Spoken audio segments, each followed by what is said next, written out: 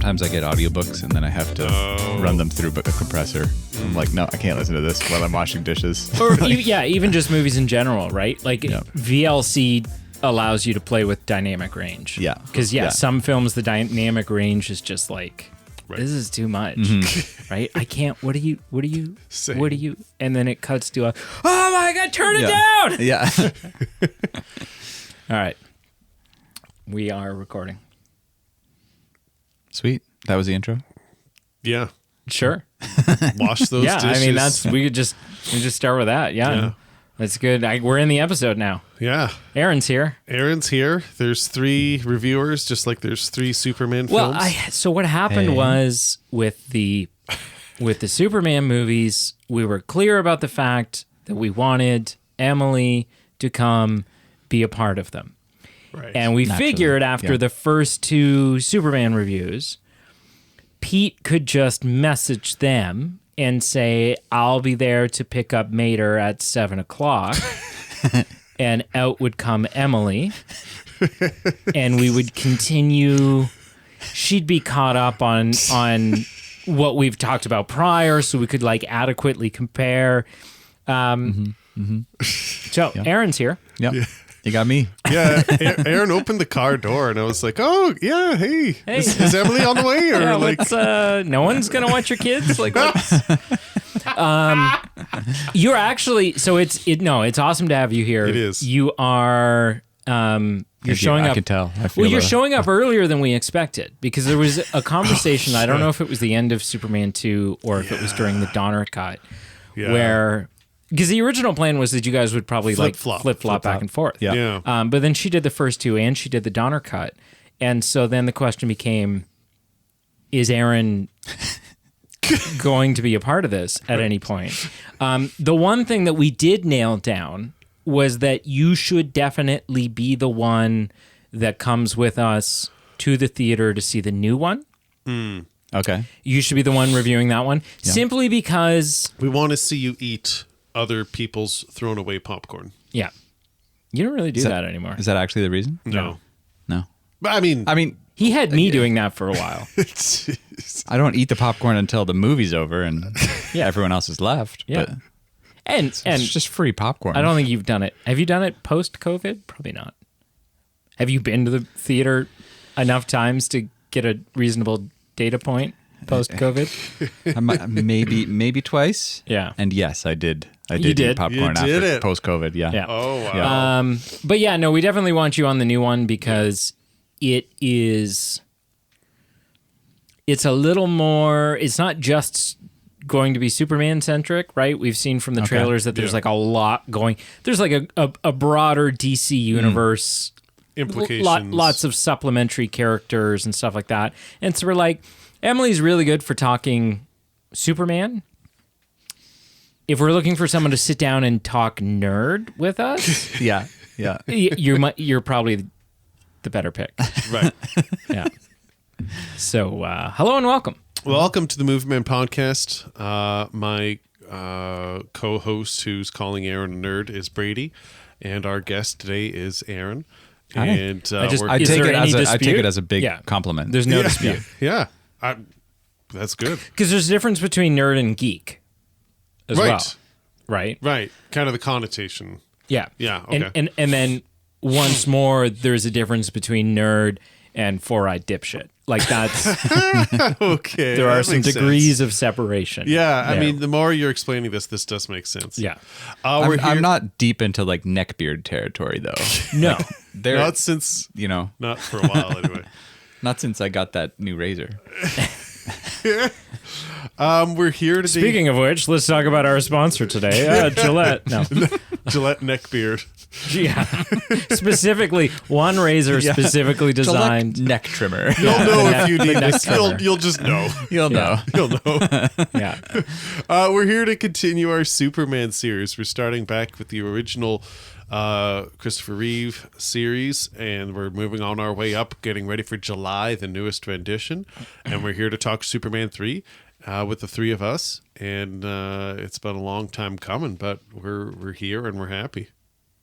Yeah. Yeah. Isn't that a song? Which part of what I said is a song? A long time coming. Isn't that like one of those like? I don't think it's like Creedence Clearwater, but I think it's like one of those old classic. Not quite CCR, not quite Bob Dylan. I'm just getting Eras Tour opening sequence vibes from. Oh, okay. It's been a long time coming, but Maybe that's it's because I've watched the Eras Tour. could entirely More be times what than I'm average. thinking of, and it seems like a small gap. There's a small jump Right. from Bob Dylan to Taylor Swift, so that's probably why my Yeah, so wires. it's pretty much Yeah. connected, parallel lines there. Yeah. So Superman 3. Yeah. So you've seen just for I was going to say for Pete's sake, for posterity, you have seen Superman 1, Yes, Superman 2. part of Superman 2, But and you then I saw watched all of the Donner cut. cut. Yes. Okay. Okay. I was going to say there's not the thing about Superman 2 versus Superman 2 the Donner cut is there's a bunch of different stuff that happens all through, like wildly different stuff. However, the ending point of the film, you leave both versions of that film with the universe being in the exact same place, Right. Yeah. right? Lois did know, now she doesn't. Right.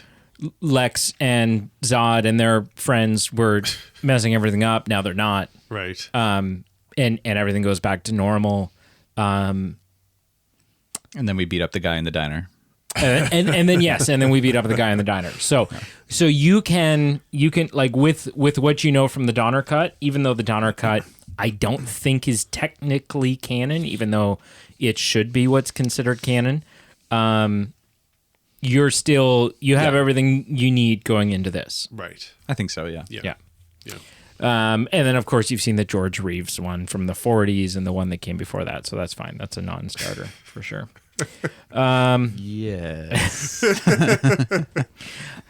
So should we just jump in and do Sure. initial impressions? Yeah. Yeah. Let's All do right. it. Let's give it to Aaron first. Sure. First impressions, the quick 90-second take. Yeah. Yeah. I enjoyed the film. I was thinking, this is great. This is pulling out all of the like 80s vibes. It's checking all the boxes. And then I got like 3/4 of the way through and felt pandered to. Yes. So yeah, my mood changed mid-film. Because it felt like pandering a bit. Interesting. Cool. Yeah, that's a short version. Yeah. Personally, I think you're a fucking idiot. I actually don't. I don't think you knew that we had that. I didn't. No. And so that's Sean Connery from the film The Rock. Yeah. It's my favorite line from that film. Okay.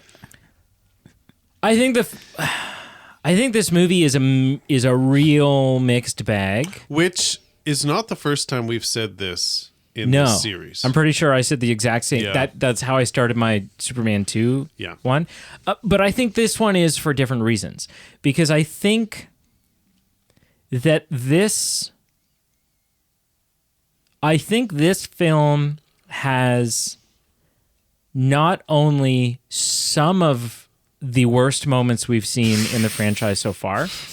I also think that this film boasts merits which are superior to anything that we've seen so far. Okay. So there's a real sort of juxtaposition there between the things it does well and the things that it does poorly. Yeah. I don't think, they're not close to the fence. It's the goods and bads are to the extremes. Right. Yes. There are some things I love about this movie. Okay. Many things where I was like, third time's the charm. They finally got it right. And then many things where I was like, okay, so like no budget or what? You drunk? What? Bit of both. Yeah, like what happened? So yeah, but all in all, mixed bag, but to the extreme. There's some aggressive things when you reach your hand into this bag. Mm-hmm. Yeah, I think I'd echo a lot of the things that you guys say. I think there's some interesting elements. The noir Superman is interesting, but I don't think it's done as well as it could be. A lot of the characters, I scratch my head a bit with this Lana Lane and this Gus kind of showing up. There's some traces of comedic undertones that we haven't seen before. And all of these things, there's so many random subplots that are just planted and never resurface in any way, shape, or form, and are never resolved. So I'm left with this. My initial impression would be we've come a long way in a negative way from where we started with number 1 and number 2. And number 2 was a mixed bag, and I think we've gone downhill. And when we watched number 1, at the time, I was like, I think this will probably be my favorite, or I think this will be the best. And I'm thinking that's the case. And what I'll finish my initial impression on is they really don't shy away again from having Statue of Liberty, from having KFC, from having all these New York clearly identifiable things that they don't even try to hide Metropolis. No, and I think, I mean, we can definitely talk about that. I think at this point that's not surprising. Like, I think we can just expect that. And ultimately, I think it's just a sign of, like, I think you could make a real shit Superman movie today, and you wouldn't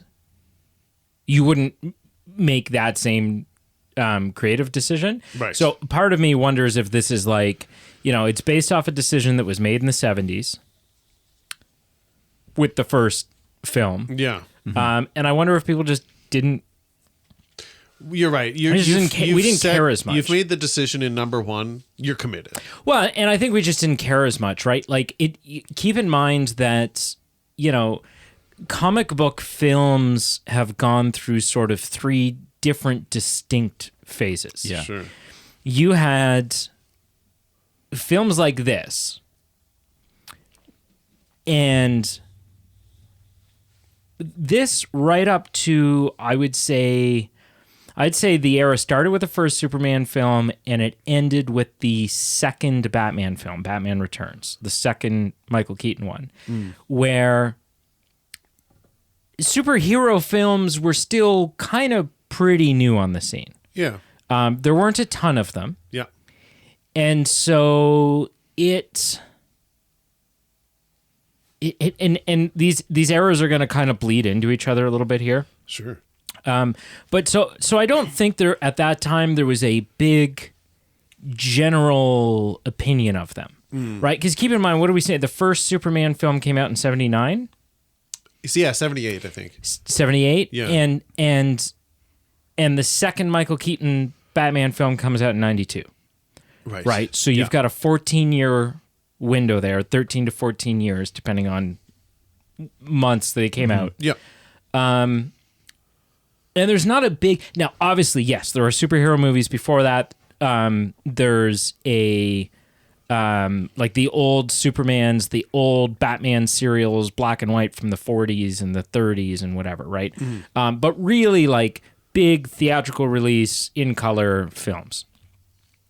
But during this time, you also have a lot of films coming out like David Hasselhoff as Nick Fury in the Nick Fury movie.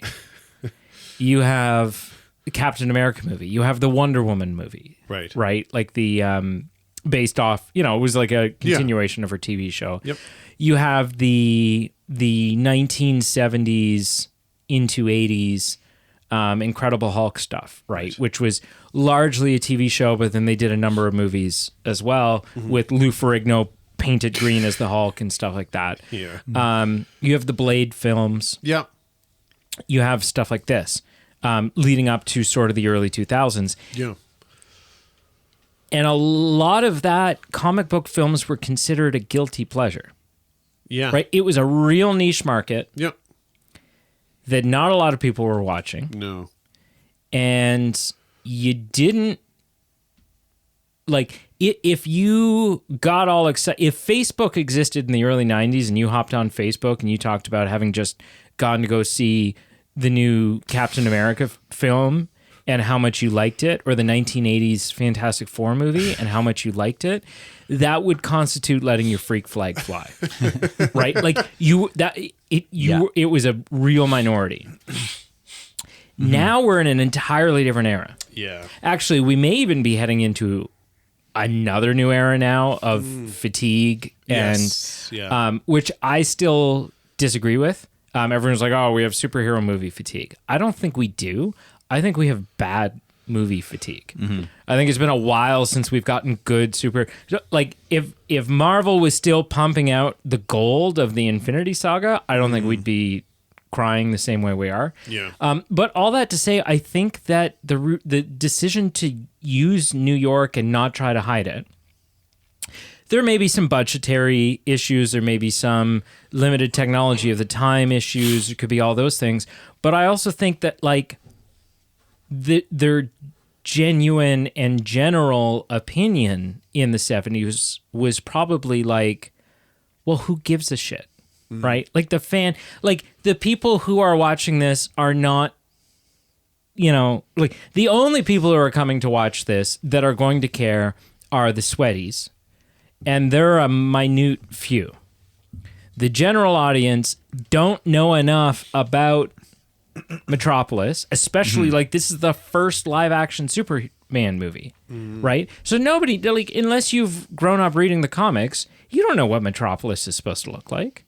Right? You don't know that in the comics it's not based off New York City and has all the same landmarks. So I think people just didn't care. And I wonder if, like, or I would argue that now you would never run into that because we do take superhero, unless you're Martin Scorsese, we now take superhero movies so damn seriously that there isn't room. There's room for artistic interpretation. There's rooms. I will scream until my lungs ache. It doesn't have to be exactly the way it is in the comics. And quite often it's good that it's not, because what plays well on page doesn't always translate to screen. But I think you can get away with less now when it would come to this type of thing. Right? You can't have a Batman movie that comes out tomorrow and Batman's doing his upside down hanging thing from the CN Tower and everyone's going, yeah, Gotham. Right? Like it just doesn't, it wouldn't work. Yeah. Yeah. So. Yeah. But yeah. What, I mean, you sound like you've got some things to bitch about. You also have you have some sound effects loaded up here. I don't know what they are. I don't know when to use them. Yeah, I'll try and fit them in just naturally. Okay. So we can. It sounded way dirtier than it should have. That was not dirty. Want some lube? No, you know what I'm thinking. Listen, let's start with the comedic undertone here, So the casting of Richard Pryor, the late great Richard Pryor. Well, and I just mean from every aspect, not even just what one actor or one person did in this, but just everything. I mean, we have how Gorman and Superman meet. That like he opens the door on the guy, walking in the street. Like he steals money from the company and shows up the next day driving a Ferrari. Like just. There's that term you used where just like someone will set something up with dialogue and then the next scene it'll kind of slap you in the face. Like it's very none of it is subtle. Even just Lana, is it Lana? Lana. She's saying like, Clark, can I tell you something? And he's like, yeah, what? My oil is leaking. Like just all these, like it's like you think it's gonna let up and just like they go for the punch and they keep going. And you can I'll use the sound clip about Superman 3 on there because I think this is probably the funniest thing in the series. This might be the funniest thing I've heard this year in a film. Hi, honey. I don't know you, lady. Like, I couldn't believe that. I'm like, what are we doing? It's so good. I don't know you. I don't know you, lady. Straight faced. There's like an awkward pause after. Like, I just couldn't even believe it. I don't. So you're saying you didn't lady. like that line? Because I love that. Okay, moment. let me pause you. I think that's funny. That is funny. I don't know if it makes sense with Superman's just like. I don't think he would ever make someone like stonewall someone like that in a conversation. Like, I think he'd be like, hey, I think you're misunderstanding. Like, he wouldn't just be like, I don't know you, I recede you. Like, don't, you mean nothing to me. Yeah. Like, he just totally stonewalls her. Because it's he hilarious. knows she's like, I think it's hilarious. She's essentially the new Miss Tessmacher.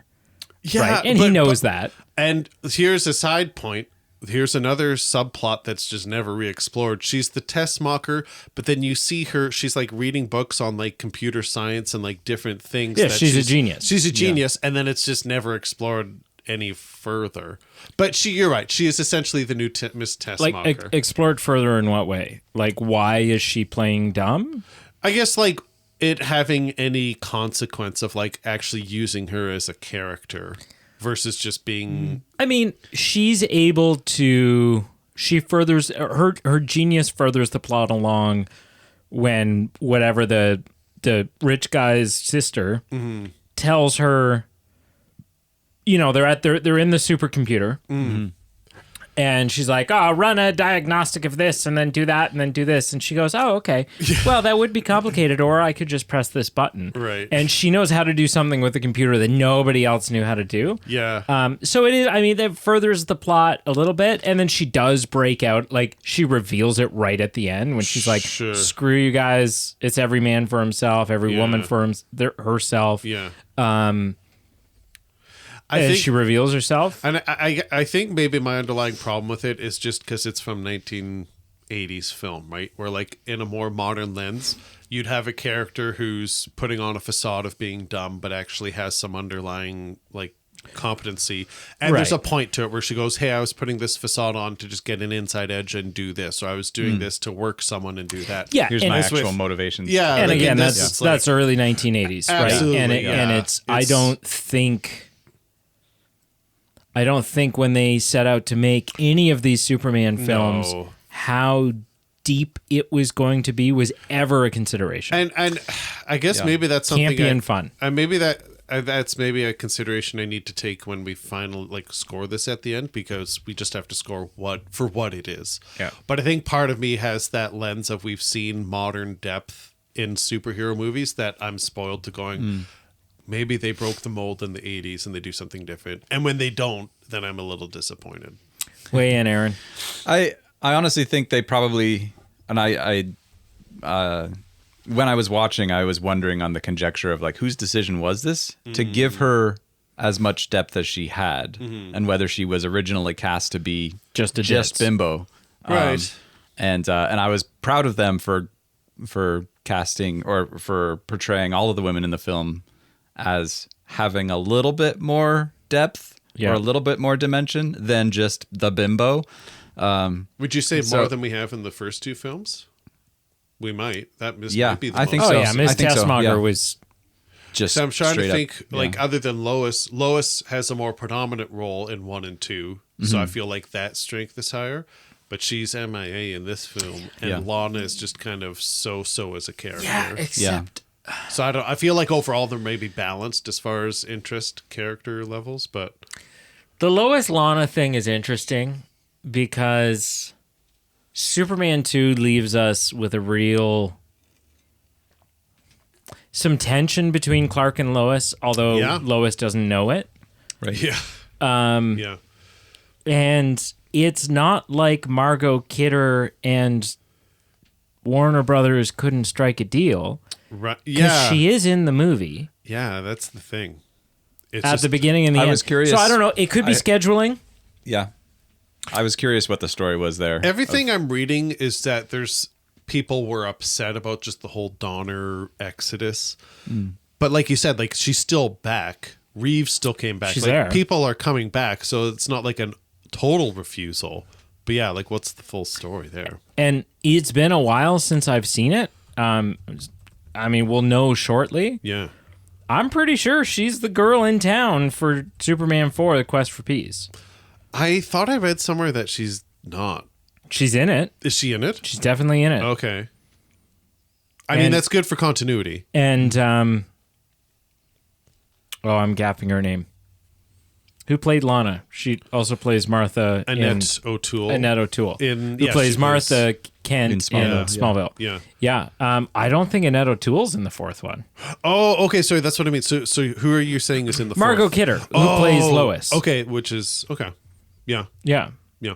And everyone else returns, right? Like, Yeah. Jackie Cooper is back as Perry White in the fourth one. Okay.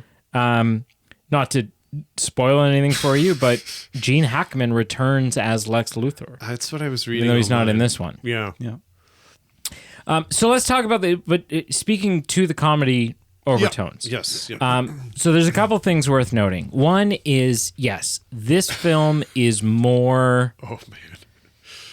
comedy aware. Is Yeah. the phrase I'll choose. Yeah. Than the previous two. And I love that. Because the previous two come across as though they are taking themselves seriously. Yeah. But because it's a guy in blue and red spandex with his underwear on the outside and some cheesy lines and some revolutionary at the time, but mediocre at best wire work, Yeah. Yeah. they come across as silly. Like you course, can't quite take them seriously. And so the fact that that the director, this is what I imagine happening. Sure. The director was cognizant of that and decided, let's lean into it a little Yeah. because it will, not only will it add comedy to our film, Yeah. but it will eliminate or cover up the shortcomings of the fact that this is kind of a campy, ridiculous thing. Sure.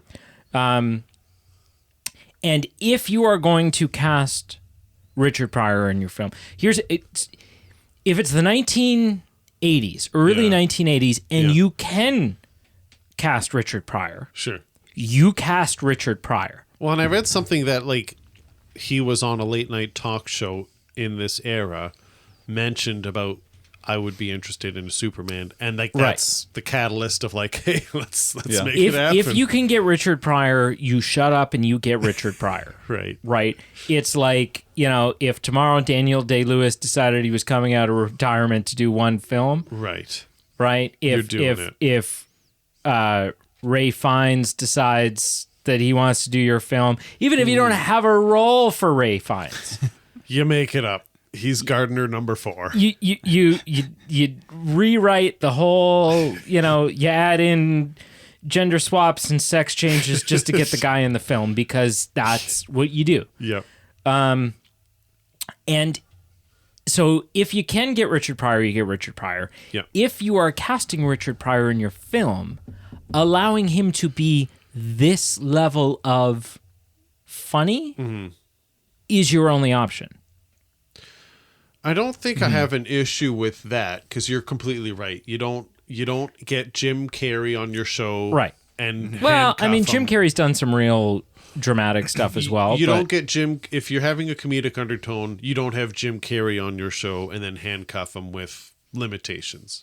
Like you let him flap his wings. I think a better example would be like you don't get just because Jim Carrey has done some real dark, sinister stuff. But yeah, I would say like, you don't get who's someone who's only known for comedy, right? Like Jack Black? You don't get Jack Black and you cast him in a role about a guy that ultimately at the end of the film decides he's going to kill himself, right? Because you're like, like it just rubs. Obviously, you haven't seen The Holiday. I have. Oh no! See, you're misunderstanding. He's still light in that film. You're misunderstanding. At the end of that film, I wanted to kill myself. See, I set you up for that. I set you up. There's a difference. So okay, but let me say you this. I don't disagree because you don't handcuff a comedic superstar who can bring that to the show. But I think there's sometimes where just the actual tone and silliness where maybe you hone it in a little bit. So I'll give you an example and tell me, and you got to answer honestly. For me, the opening credits were a little bit ridiculous. Just so silly. I mean, I just loved, to me now there's this mental game that happens with the opening credits. Yeah. Where Aaron, who is Tech savvy. Supposedly married to the guest of the first 2 episodes. Knew he was coming on for this episode. Right. Has not listened to the first 2 episodes. Sorry. We have talked previously about how, or I made the joke that the opening credits of the first and second film, specifically the first film, but then it carried through to the second film, was like one guy was put in charge of the credits. And the morning of making the credits, he's like, okay, you know, Thursday's the day I got to sit down. I got to hammer out these credits. Yeah. And he gets to the office, he checks his email, and he has an email from DaVinci Resolve saying we've added one new title effect. Perfect. And he opens it up and he goes, holy shit. This is the greatest thing I've ever seen. Oh man. Let's add this sound effect. Let's beat a dead horse. Yeah. Yeah. And then the second one was very simple. It's like, okay, so well, we've already done all the work for but we could have it fly off in different directions. Yeah. I don't know. I turned into Jeff Goldblum there. Fly off into different directions. So it was funny to me when the credits popped up this time, and there's this mental game that's happening with me now, going like, "Yep, there's that Premiere Pro update.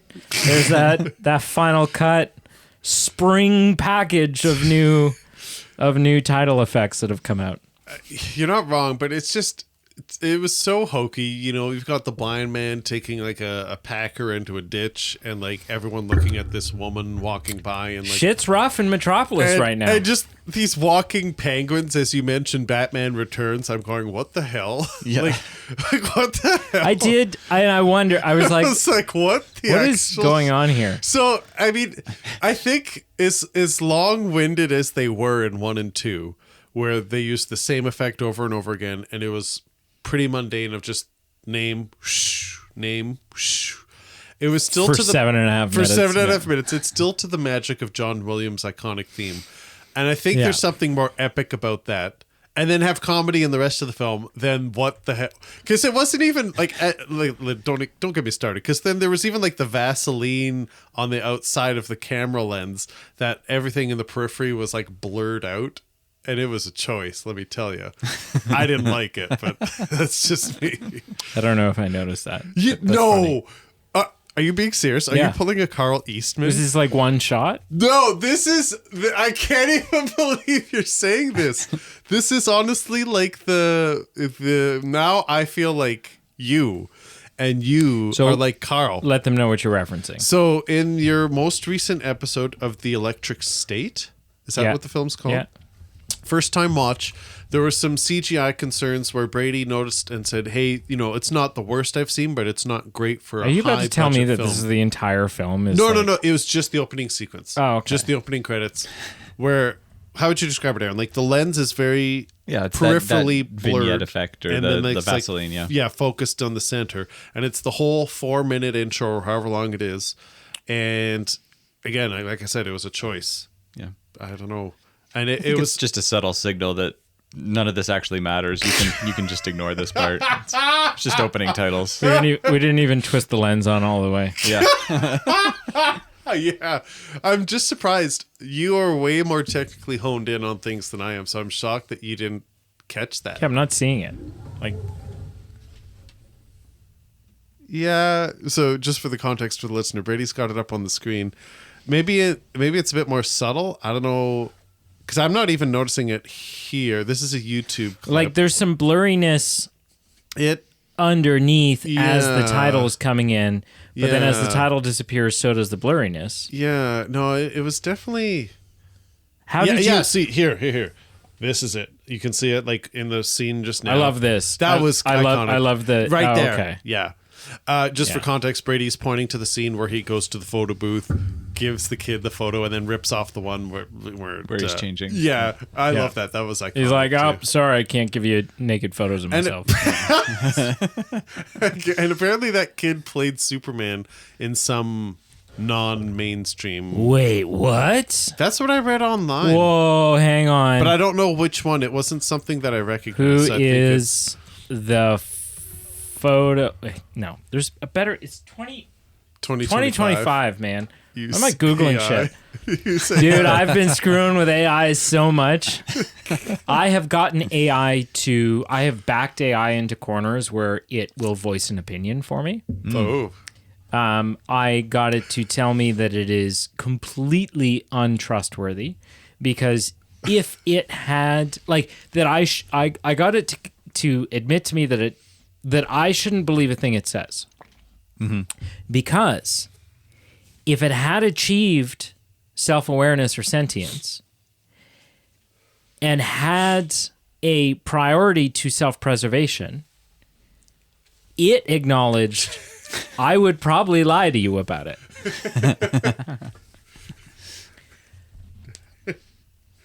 We are getting so close to Who is having the kid a from the photo Matrix booth situation scene where just the in computers take Superman over. 3? Yeah. I just wish I knew Morpheus. Or Trinity. The young actor who appeared in the photo booth scene in Superman 3 was Aaron Smolinski. Notably, Smolinski also played the role of Baby Kal-El in the opening scenes of Superman the Movie, 1978. Oh, okay, my mistake. That's so cool. I misread it. I thought he played Superman later in No, some renditions. So he was the like, baby. he showed up and he's like, bitch, I've already played Superman. Listen, I got the t-shirt. Like, come on. Yeah. No, that's fun. That's though. cool. That That's is fun. cool. Yeah. Yeah.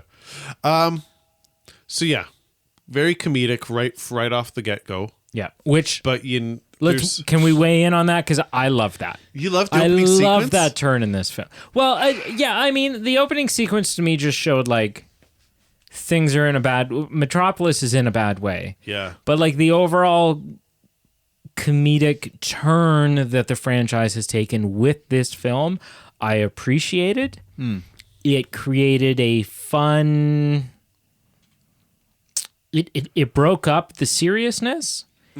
And it really alleviated any sort of tug of war between the inherent campiness of a 1980s Superman film with the seriousness that they were trying to convey with the previous two films. What do you think of the comedic turn? And in that way, the opening title then is very intentionally trying to set a different tone. It's trying to adjust expectations of, nope, this is not a serious Superman film. Yeah. Here's proof. This is our Thor Ragnarok. Yeah, Do you know what I mean? Yeah. Like the first two Yeah. Thor films, Right out it's the a gate. real Right real at the shift. gate. It's a Yeah. whole different vibe. Yeah. Yeah. Which, okay, it's purposeful. Yeah. Yeah. This might be as good a time as any for me to use my other sound clip. Okay.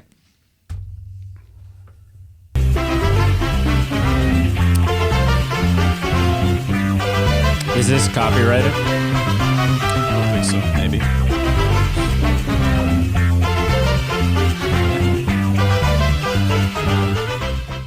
This segment is called How It Should Have Ended. So there was a Well, whole bunch of that's things. copyrighted.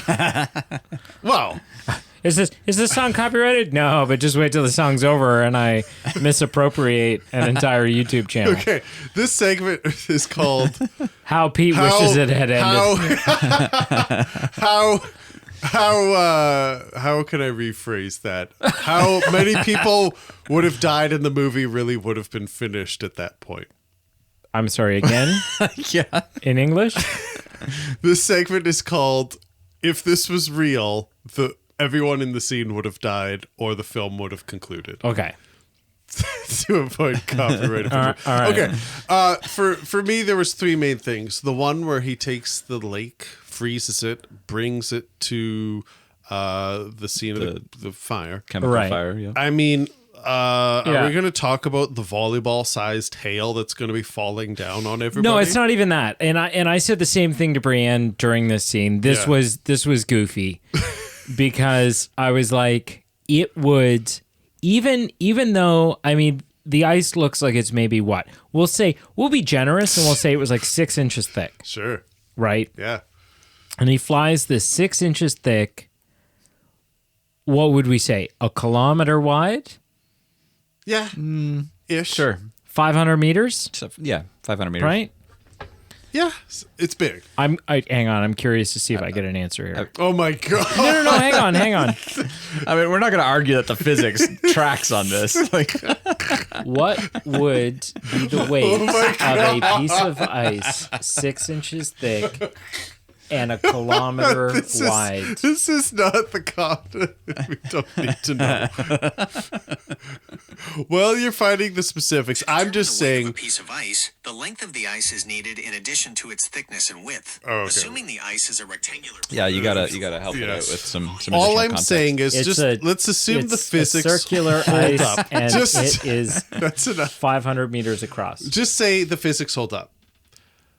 When you're dropping this sheet and it melts and breaks into Let's pieces, calculate the weight of a I'm circular picturing piece of ice that literal is 6 golf inches thick ball and to 500 volleyball meters sized across. hail. Yeah. Falling on all the first responders, falling Okay. on that scientist Okay. in just wait, let me finish. Falling on that scientist in his room, like literally falling through roofs, creating holes. Like like a little asteroid that's like I don't the even size think of that like- would happen. Based on what I'm seeing here, and even if it wasn't 500 meters across, even if it's Sure. like a quarter of that size, Yeah. it's 27,422 metric tons. So I don't think it's even reaching the hail stage. This thing is coming down and pancaking that building. Right? Like, honestly, there's no Regardless- way. There's no way it's broken up enough So we're by on the the same time page. it hits down. Regardless, Yeah, either it's a big ridiculous. pancake or golf ball sized hail. All these first responders are having like a Hooray. state funeral. Yeah. Yeah. And Superman's just riding off in the sunset. Okay, thing number 2. I didn't know where else to fit this in, so I put it in this segment. Was just the whole Superman going creep mode on Lana's couch. Just lets that car dangle for days. And he's like, so Yeah. Lana, it's always pretty make rare to have a pretty lady all alone by herself. Does this make you feel uncomfortable? Let me just rub up on you. So, question for you: how familiar are you with Superman mythos? Not very. Okay, so this film did something like it kind of did a version of something from the comics and other iterations of Superman. So we all know and love Kryptonite, Sure. right? Except Superman. He's not a big fan. And what color is Kryptonite? Green. Right, yes, green Kryptonite is green. However, there are several other colors of Kryptonite that all affect Superman in various different ways. And I believe it's red that turns him into kind of a Hugh Hefner dick. Yeah, I'm mixing up the difference between red kryptonite and black kryptonite in my head right now. But, Right. I think it's red that turns him all angsty, and I'm just gonna, I have all this power and I'm the greatest thing in the world. And he can like make the selfish decision. Yeah. Or so he's just gonna do what he wants to do. yeah, he's like, I'm big, I'm strong, I'm your dream. So, so that's sort of like There's some through thread of we tried to make synthetic kryptonite. We got the recipe a little wrong. Mm-hmm. What they have essentially made is it's either red or black kryptonite. Mm-hmm. Just this film chose not to change the color of it. right. So to me, that was like, whereas you may have been sitting there cringing at it, You're like this. I was checks sitting out. there going, "Oh shit!" Like this is because I know what this is capable of doing to him. I know what pathway we might be going down here. This is not good. Yeah. So Yeah. to me, it was an exciting thing. Yeah, I just think it's maybe this is a good time to bring it up. I do like the noir Batman. I do like the noir Superman. I do. I think this is fun as a non-Superman fan, not knowing that background.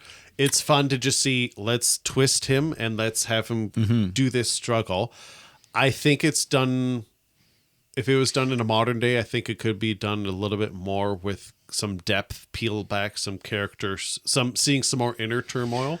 I think it What do you worked. think? I think I mean it's a dated film, but for Yeah. its time, I think they did well First time. to like for your as the first time watching it, you're going, what is happening? Mm-hmm. Why is he? And then you realize just how terrifying Superman is when he's not, hometown farm boy. He runs off. Good morals. When you realize that like no one can stop him He's from hucking taking, whiskey or like right? flicking peanuts at whiskey bottles. And Yeah, he yeah. runs off, and the little boy, I think he literally, quote unquote, is like, "You're just in a rat suit, Superman." Yeah. Like, So this is one of my hot takes. Sure. You've kind of teed off a hot take here. okay. Yes, dated.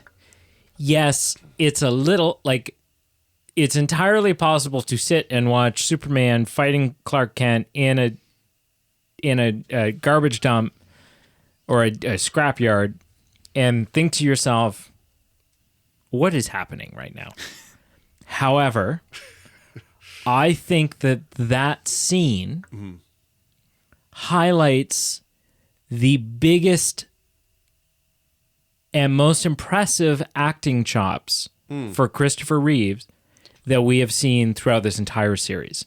Because it was wild to me that there are 3 different iterations of Christopher Reeves in this film. There's Clark Kent, there's Dudley Do-Right Superman, Yep. and there's Get Your Motor Running Superman. Lana calling the cops Superman. Yeah.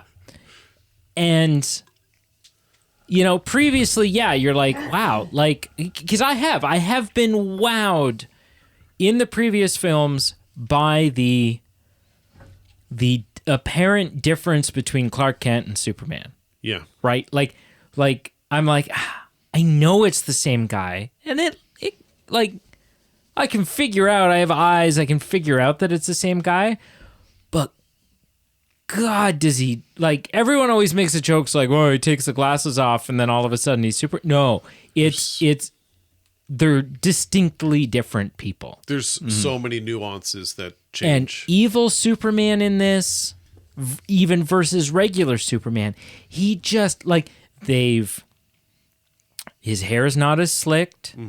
He has a little bit of a 5 o'clock shadow. He is using an entirely different voice. And it is... Did you mention the 5 o'clock shadow? Yeah, I just did. Yeah.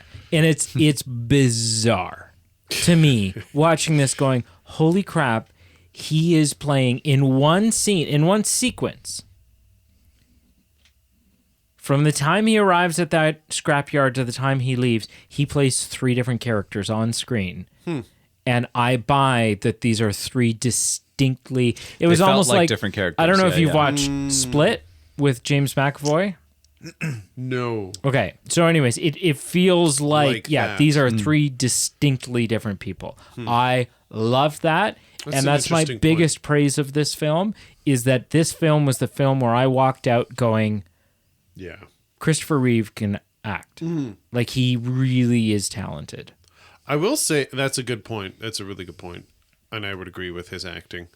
I will say that scene, there was like the little child in me that was like, it's so fun to root for Superman just because he's so altruistic. And so seeing him kind of overcome that in the junkyard, although these films aren't perfect, that scene itself, like, I got pumped up, and then the theme starts playing and he starts undoing his wrongs. I think that's the first time we hear the theme, too. You might be right. In this film. Yeah. Yeah. So like I was actually pretty pumped up in that scene. I'm not going to lie. Which I didn't know I was missing until I heard it. Then I was like, oh, yeah. There it is. And so I think that just what I would say to cap that off is I think it could have just been a little bit more impactful just if it had been flushed out. And I cast the first stone. I'm going to die on this hill. The Tobey Maguire Spider-Mans, where you have this, you get more depth of someone's inner conflict of being a superhero, not being a superhero, being a noir Spider-Man versus being a not noir Spider-Man. I know it's apples and oranges because you're talking about 30 years in the future where the cinematic tones are just there's more appetite for that now than there was in the 70s. For the record, I don't know how how much you know about Pete when it comes to this. Pete is the guy. If Pete was a character in a World War II film, and he's sitting on the side of his bed looking at the picture of his love, her picture's still in the envelope, and it's Tobey Maguire as Spider-Man that he's looking at, and the guy on the bed next to him is like reaching over his shoulder and taking it, going, "Ooh, looky what we have here!" Guilty as charged. Tobey Maguire. Okay. All right.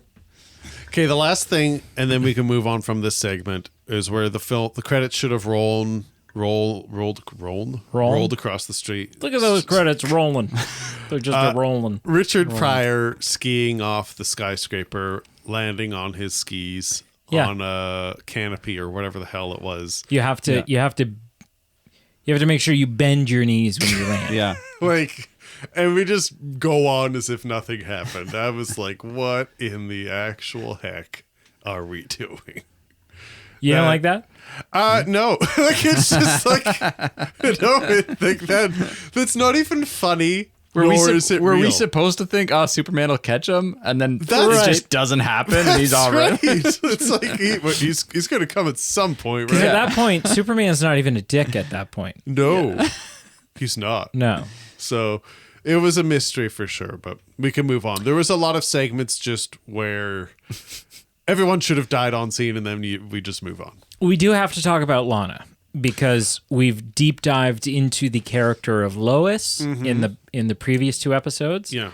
Can I and we have a vastly different character here. Can I ask a question to spawn us into this? Because Yes. Is there something to be said for a character who's in love with Clark versus in the previous movies where we had a character in love with Superman? I mean, yeah, Lois doesn't give 2 shits about Clark. Yeah. I mean, she sort of. I don't know. I was going to say she respects him as a coworker. She does. Yeah. She doesn't. It's get me a hamburger level that respect. kind of respect. Yeah. Because obviously we've deemed when it was Lois, Superman is like his true identity. So she was in love with the true him. In this, Lana is in love with his alter ego. So I'm just wondering, like, is there a ceiling to their relationship? Because who she's interested in is just a facade. I don't know. Maybe I'm reading too deep into a 1980s movie. Maybe it's just simply we're comparing Lois and Lana, and they're just. She does still seem like she is showing more interest in Clark, obviously, than Lois ever did. 100%. She does still seem somewhat taken with Superman, though. Yeah. Right? Like, I don't know. To me, to me, the Lois thing always these films to me have made Lois I've been conflicted about Lois. Because at times she's a strong, independent, career-driven character. Yep. But she has also come across, I feel like at times, shallow AF. You're not wrong. Just because, like, yes, Superman is his true identity. Yeah. So technically she's crushing on his true identity. But she's also crushing on Superman, right? Like, that's not like, you know, it'd be different than if there was this guy named Clark Kent who is constantly out pretending to be someone. He's going to nightclubs. He's wearing clothes that really aren't his style, you know, whatever, in order to seem cool. But Lois is actually in love with the real him, which is this less cool, slicked back hair, actually, you know, has to take his contacts out, put his glasses on kind of guy. Yeah. This is a situation where he is a god, and she finds that hot. right? She doesn't know. She doesn't spend enough quality time with Superman to actually have feelings of love. Yeah. She is infatuated with the superhero. Yeah. Lana, on the other hand, I still think strong, limited in her presentation of coming across as strong as Lois, but only because she's never left Smallville, right? So there's sort of that small town, never left the cornfield vibe that I think comes across as a little more naive. Right. But she's still a single mom Yep. who's killing it. Yeah. Yeah. And is in love with or is crushing on Clark Kent, Yep. who that is I'm paying attention to personality, not Yeah. presentation, Yeah. kind of Yeah. romantic interest. Sure. Yeah. Would also probably not lose interest or dump him if it turned out that he is Superman. Right. Right? And so to me, this love connection feel at least in the way that it's portrayed in these films. Yeah. I don't know. Lana made me like the whole Lois thing even less. Like it made me just go like, I don't. Yeah. She's strong. She's independent. She's not real nice. Yeah. Honestly, you're kind of convincing me a little bit. She's not super nice. Yeah, She's gonna die of 40 from lung cancer. And artery clogged disease. Yeah. Well, yeah. We know her vitamin C's in check because she's just got the freshly squeezed orange juice. Freshly squeezed. But yeah, I don't. That's an interesting point. I really, really liked the Lana and Clark dynamic. Yeah. And I sort of celebrated and rejoiced at the end of the film when Lois is a little like, well, like who it like. Lois starts to get a little bit jealous. So maybe she does have an interest in Clark because Maybe. otherwise, why would she be jealous? Yeah. And then it turns out that Perry White's new secretary is Lana. Yeah. And I was like, oh, Lois, you're screwed. Like, you're gonna have to completely change your personality if you stand any chance of coming out on top here. Yeah. What do you think, Aaron? I'm mostly thinking about what we were intended to come away with from the film, or like why they chose to tell that story, and it's, I don't know. So I'm thinking more about what's his face, the drunk from back home who's always just up in her business. And I feel like that's Is honestly, it like a Barry or and it's a Bernard or I Gary think that's an or- example of one of the subplots that's revisited a few times, but it also like just goes nowhere. But well, I mean, yes. it helps I think to portray her as like, as a Suppressed? yeah, she's the gem in the rough. Yeah. And even yeah, in face just of like adversity. like surrounded by piranhas kind of Yeah. thing. In the same way that Lorraine dealt with Biff in Back to the Future, right? Yeah. Like it's the same. Yeah. This is a real Yeah. Biff kind of. Yeah. Sure. Because no doubt this guy was like in high school. He was captain of the football team. Yeah. He could keg stand like nobody else could. He was the first and only one in school that had his driver's license and was driving a muscle car Yeah. and hooked up with it. Every girl on the cheerleader squad in the back of that muscle car. Yeah. And now later in life, he's a loser. Right. So I don't know. So then I think it makes it that much more devastating Brad. when His name was Brad. Well, I think it's that much more devastating when Clark starts changing his behavior Yeah. and acts all red kryptonite. Yep. And he's turning into Brad. And it's just that much more devastating of like, no, like, Yeah. poor Lana is just, Caught in the middle again. pursued by another piranha. Yeah. And she holds her own and gets him out of there. Yeah. Like,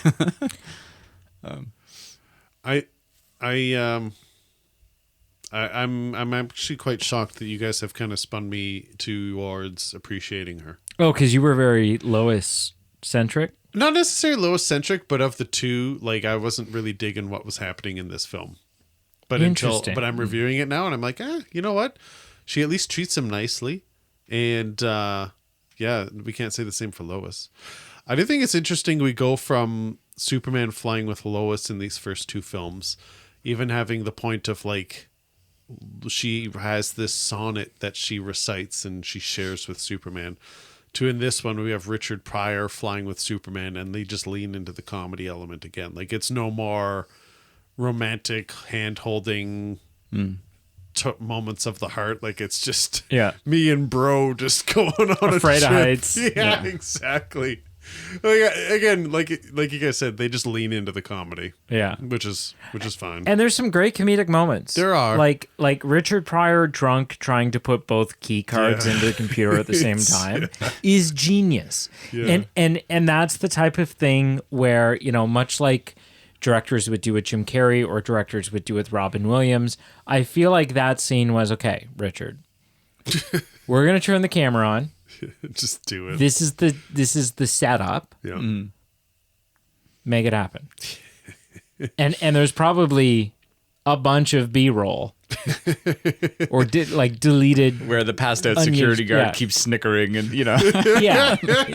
ruining the take. Yeah. Correct me if I'm wrong. I mean, I could just look it up here. Sure. Is this one of the drawbacks for me with this film was that there was like some weird convenient geography stuff going on. Oh. Well, so Superman 3. So Brad, Yeah. is Brad not also sometimes they just cast two people in a film that look so similar that it which causes component? confusion. What are you thinking? I'm just scrolling through to see if there's anyone else No. So Brad is also the security guard. Yes. Yeah. And so there's a part of me that's like, and Brad lives where? In Smallville. In Smallville. Yeah. And so the coincidence that, does he live in Smallville? Yeah, because he was there for the reunion, and that's where Lana lives, and they Well, were but like. Clark was there for the reunion. He doesn't live in Smallville. But People she, go like- back home for reunions. But he was like he lived with Lana, like they had a kid together. I don't think that is Was that his kid? I don't think it's his kid. That's my presumption No, because I don't think it's his kid. I don't they've think got they a live history. together because she would phone him. No, Or they're- he phoned they don't her. live together anymore. But that my presumption was that's his kid. Right. What seemed weird to me is that in Metropolis there is this guy, whatever his name is. Who's the rich guy in this? Oh, like the villain, you mean? Yeah, What's his name? Ross Webster, Yeah, Vaughn. played by Robert Vaughn. Yeah. So you've got this guy who I believe is based in Metropolis, right? Yep. And it just so happens that the place that Gus Gorman needs to go in order to complete his key card shenanigans, or the headquarters of this is a bank, right? Or Yeah. something. The headquarters of this place. We're expected to believe that a company headquarters like this is located in Smallville. Yeah. And B, There's a little bit of dialogue where they establish this, that they're like, oh, it would need to be somewhere someone small. connected into the mainframe, but somewhere off the map. That yeah, wouldn't draw but too much but attention. it's still just like the fact that those, like, I understand for storytelling having all of these different threads kind of weave together. Yeah. But like, I'm like, really? It's- Brad's also the security guard at the place that Yeah. Gus Gorman's showing up at to do the, like, It's a bit much. Really? It's a bit much. But you know? yeah. No, you're not wrong. Like, the odds that Gorman would end up in the same... It's pure coincidence that him and Superman are Yes. in Smallville at the same time. Yeah. right? The fact that he can then do that, then go back to Metropolis, and then go back to Smallville in military uniform Yeah.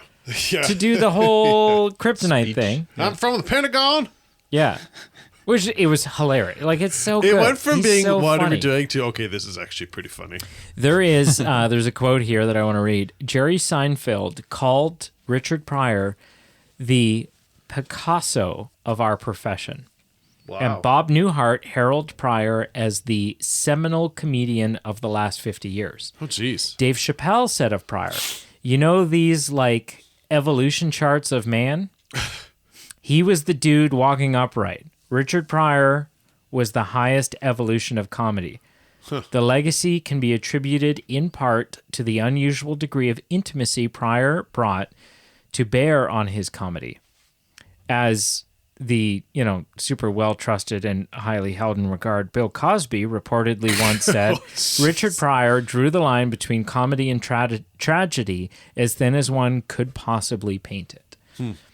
So this is, again, it's like, Richard Pryor. I think nowadays a lot of people have never heard of Richard Pryor. I was in that camp, honestly, walking into this. He was a really big deal. Yeah. Because he was very successful, he was very funny, and he did all these things and achieved all these things in the late 60s, mid 70s, early 80s. Yeah. As a black man. Yeah. Yeah, right? that's a good and point. so Yeah. he was a big deal. Yeah. Richard Pryor was a very big deal. Yeah. What else sucks?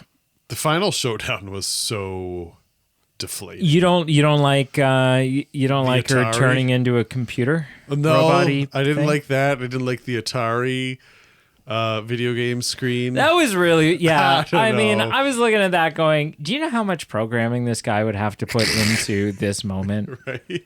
just to be able to launch his missiles at Superman and have his UI be a side-scrolling video game? Like, more computer programming than I think we've actually figured out today.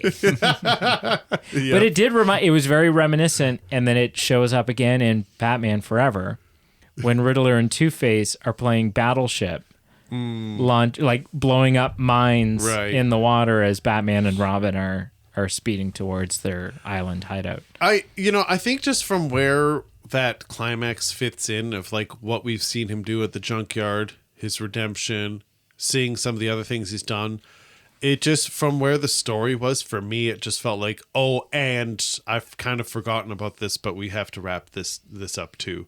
Like in some movies where it's like, no, that's the pinnacle, like it doesn't feel resolved till this happens. With this, like the final showdown was like, oh, I forgot on our checklist of things we hadn't done this yet. Like, the Yeah, we were big just juice- riding on the high of already. the big juice had overcoming already ourselves. been squeezed for me. Yeah. And it was just kind of tacky. Other than the "I don't know you, lady" line. The big juice has been squeezed. Orange The juice. orange juice. Yeah. Right? Vitamin C. Coming to the Movie Men merch store. The big juice has been squeezed. Has already been squeezed. It's a great t-shirt. We've got so many good t-shirts. So, Aaron, is there anything that, like, because you watched this film knowing you were going to have to talk about it. Yeah. So is there anything I that should have taken notes. stood out for you as, like, I really liked this, I found this really problematic, Yeah, I mean, this is like peak 80s film for me, that they're like, I don't know, I'm picturing the boardroom where they're deciding what's Superman 3 gonna look like, and they're just saying, yeah, it's a Ragnarok, or yeah, like it's yeah, we have hackers hacking satellites and hacking banks, and we have super intelligent computers that are turning humans into cyborgs, and we're just somehow fitting that into a Superman film because it will just be fun. But of all the things that aged well, like that was kind of neat. Just the hacking and the satellite manipulation and like the, and that was prime for mid late 80s too. Sure. Like, yeah. So but then so I both loved that where Yeah. I'm like, yes, this is like prime 80s. And then I also was turned off by that at the same time where I'm just like, oh, did they just throw all this in here to try and get some more butts and seats? And yeah, I'm still on the fence of like whether I'm upset about that or whether I'm happy with that because it's, it's a film made for nerds then and Yeah. now. Like Yeah. and so they threw in all of the nerd tropes. Let's have some hackers and some AI computers and So, Aaron, I got to ask you a question that you may or may not know the answer to. okay. What is going on in the world of hockey right now? I don't know that I could tell you, but I'm pretty sure Pete could tell us. So we're sitting here, and all of a sudden I'm like, what is that noise? Is something playing on someone's phone? Is it some, like, it can't be, it's not like when you live in the city and you're like, oh, I think I hear people talking out in the street. I'm like, what the hell's going on? And I glance over, and Pete's got his phone propped up. And so I stick my head around to see, like, oh, he must be, there's like a scene from the movie that he's YouTubed because he's wanting to. Pete, why don't you tell us what's going on right now? Because I don't want to put words in your mouth. I don't want to shift blame. Although there's no, like, it's only on you, so there's no shifting to do. What's happening? At the time of recording, there is what some would consider a significant hockey match going on. Which is what? It's the Game 2 of the Battle of Ontario. So the Toronto Maple Leafs are playing the Ottawa Senators in the first round of the NHL playoffs. Right. And me not knowing a ton about hockey. Sure. As you're sitting here in your baseball jersey. I don't know much about hockey, but I ride the bandwagon, so to speak. Me not knowing a whole ton about hockey Sure. is the point of this game Right. not for people to just sit and place bets on how quickly it will be determined that 2025 is also not the year that the Leafs win the cup. You are correct. Okay. And in highlighting for the non-hockey listeners, it's been, honestly, at the time of release of Superman 3, it had been 15 years since the Maple Leafs won a Stanley Cup. So just put that into This context. movie came out a long time ago. It sure This as movie hell came out did. 42 years ago. Yeah. Wow. Yeah. It's been 67, I think, or 68 was the year they last won. It's been a hot minute. which is like, and you know what the thing is like, because again, I'm not big into sports, but I Yeah. do know that like every so often sports change a little bit. Sure. Right? Like, Yeah. like they'll be like, we've decided to introduce a new, like, and I guess it's probably a big thing, but they'll be like, the MLB is introducing a new rule into baseball for this season, right? Yeah. And all of a sudden it's like, okay, we have to adapt to the, so it's like, they've really never won hockey because hockey probably is like in 68 or 67. There were less Like teams. it's not even the same sport There anymore. were less teams. I would back then. imagine. Less teams. Wow. And just for context of this movie, I think it's funny that in 1983, Richard Pryor steals $83,000, which, according to a rough Google like inflation calculator, it's like $250,000 he stole. That's a good chunk of change. Yeah, but in Toronto sports, for context, at the time of signing a couple weeks ago, What is happening right now? $500 million. Okay. Would you take that money at the age 26? I'm sorry. 500 million Yeah, that's a crazy contract. for who? What? Vladimir Guerrero Jr. at the age of 26 has signed for 14 years, $500 million. Okay, 14 well, year hang on a 2nd So that's a little different. I don't know. I think no matter how you cut it, 500 mil is a shit ton of change. It is. No, for sure. But it's also 35 million a year, which is still a lot. No. Which no. Times 14 years. Right. Is still a lot of money. Right. However, Right. it's a Yes. little different than what I was picturing where, hey, Right. he's playing on this team this year and they're giving him $500 million. I don't know much about soccer, but I think what you're saying sounds like soccer sometimes because some of those contracts are nuts Right. where it's just like incredible amounts of money in a short period of time. But it made Richard. I don't get it. There can't be that much. There can't be that much money in. Like, I don't, because how many people are on a hockey team? Like, I don't know, 20 maybe. Right. So let's say, and not everyone's going to get this. Not everyone's getting that much. No. And hockey's different because there's a salary cap. So you're capped at like 6 or 7 mil a year. In baseball, you can. In hockey, but this guy just got 35 mil. I'm talking. So I jumped. Oh, is this a baseball Yeah. person? Yeah. What is the average annual You're Googling again. Yeah. salary I'd Old say habits. the minimum is 700 of a grand. MLB Average player? would be about 4 or 5 because there's a lot So of high the average contracts. is 4.6 yeah, million. And That how many sounds right. how many characters? How many players are on a team? 26. Oh, there's 26 players on a baseball team? Yeah, there's a lot. There's a lot. Why? I mean, What when People's have, arms like, when blow you're up. playing pitchers when you're and- playing field, Yeah. what are the other 24 players doing? So there's 9. There's not just 2 people on the field at once. But the point is, granted, there's a lot of pitchers, and when you pitch one day, you're out for a couple to recover. The human body wasn't made to throw baseballs. Okay, so still so that baseball team, whatever team it is paying on average, and it could be more, right? Yeah. Because it's just the average. Yeah. They're paying $120 million a year just for their team. Yeah, that team would salaries. be the average. Then there's stadium upkeep. Yeah. Then there's not making any money on whatever dollar hot dog night or whatever the hell that shit is. So there's like 2 or 3 teams that have just players, not like stadium, but just player salaries, like 310 million or so a year. But Right. as an industry, you got $11 billion. We got to wrap this up, but there is I have one baseball story. Yeah. One thing, it's anecdote. Okay. This is not even my story. There is a team. Okay. There's a team, and I don't know.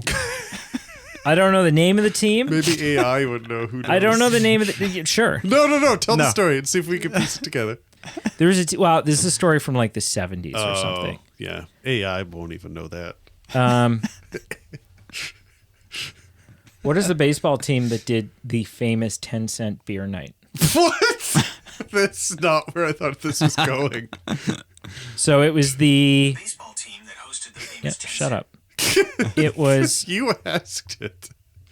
What were the rules of that night?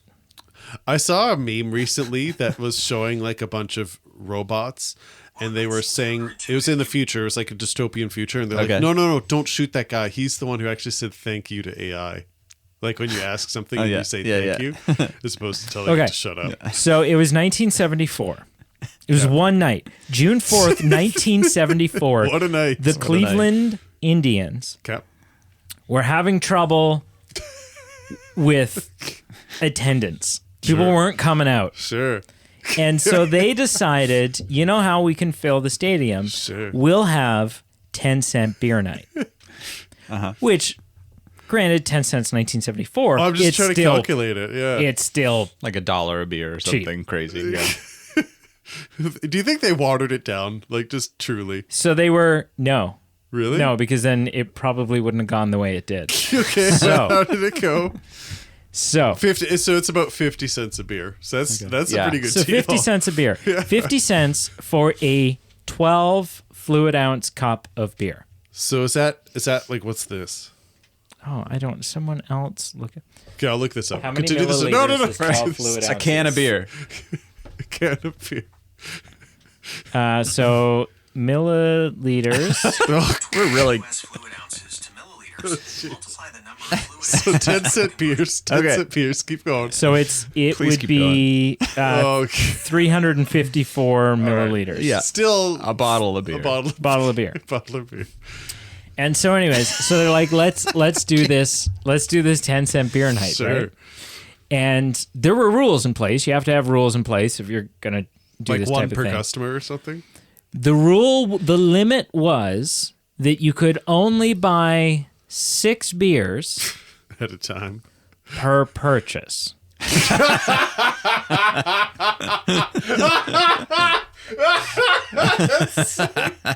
Like, why even bother? Just was why also- have rules in place. So it was also an insanely hot summer day, XYZ. gosh. Anyways, you can look up And like also, they had the game outside an Alcoholics Anonymous meeting just so, to really. so you can cater. look up documentaries on this, but like it's the stats are something like by the middle of the second inning, Oh gosh.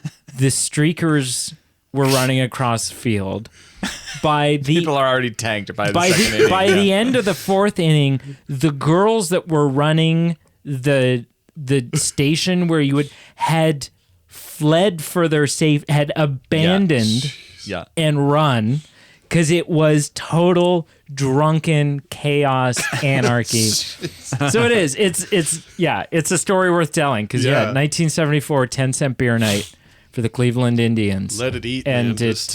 it you could only get 6 per purchase. Like, which is $2.50 of current money, or $3. Yeah. $3. You would get 6 beers. You would go back. The inning would end, and you would go get 6 more. 6 more, yeah.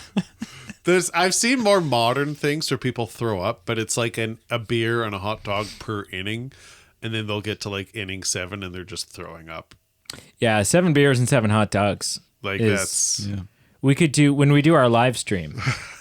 We could make it. maybe our next challenge Oh, is good, like we good, did yeah. wings last time. Maybe we do like a beer and a hot dog every episode of 10 Smallville minutes. we watch or something. I don't know. every 10 minutes. Yeah. Yeah. Oh. Aaron, you're in. Yeah. Okay, so let's rank. Let's wrap it up. Yeah. Let's rank this thing. Yeah. Aaron, on a scale of 0 to 10, how would you rank Superman 3?